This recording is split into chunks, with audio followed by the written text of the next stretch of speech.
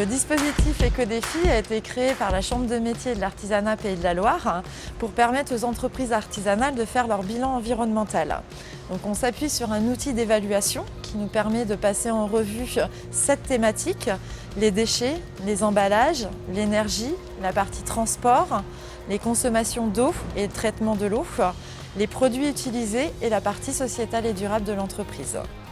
Jargus a été une des premières entreprises à rentrer dans la démarche Éco-Défi et à se motiver pour aller jusqu'à la labellisation.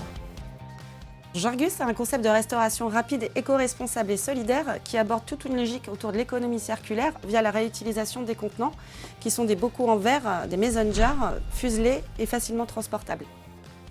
On sait aujourd'hui que la restauration rapide génère énormément de déchets.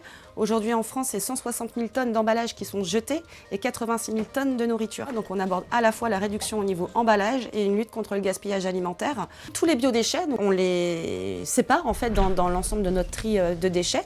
Et tous les mercredis, elles passent avec leur triporteur à vélo pour récupérer ces biodéchets et les valoriser en compost.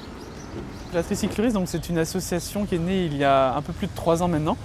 Et donc le but, c'est d'intervenir dans les restos, les bars pour collecter les déchets organiques. Et ensuite, on crée le compost et on le revend ensuite en circuit court pour des le revaloriser. maraîchers, des jardiniers ou aussi des biocoop, voilà, des supermarchés. Pour revaloriser les déchets organiques en fait. Donc avec Jargus, on a mis en place un questionnaire pour savoir ce que les particuliers faisaient de leurs huiles alimentaires.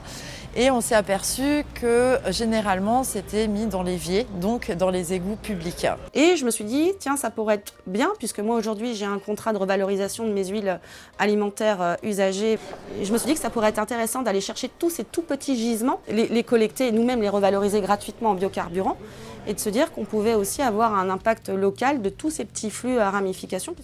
Sur ces 7 thématiques, il y a 62 actions qui sont proposées aux entreprises. La première année, ils doivent réaliser 3 actions pour obtenir le label dans leur établissement.